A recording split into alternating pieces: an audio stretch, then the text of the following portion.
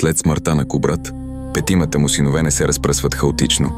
Те изпълняват завет да оцелеят като род и сила. Бат Баян остава на изток.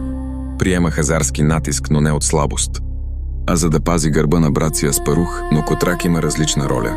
Котрак вече е утвърден като водач на котригурите, голям племенен клон. Точно това го изключва от наследяването на титлата Канасио Биги, която преминава към Аспарух, начело на оногундурите. Котрак повежда своята общност на север след хазарската хегемония. Така възниква Волжка България, без военна окупация, а с търговска мрежа.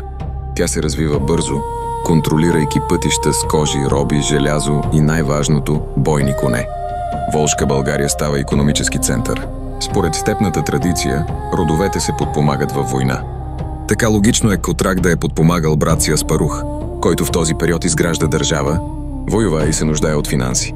Двама братя, две държави, една мисия – запазване на рода Дуло. Десетилетия по-късно хан Тервел говори за стриковците, чичовците от Солунско в надпис, изсечен на Мадарската скала.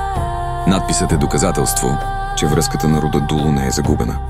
Този единен роднински и стратегически план позволява на Дунавска България да се превърне в империя. Златото пази копието, а копието пази златото.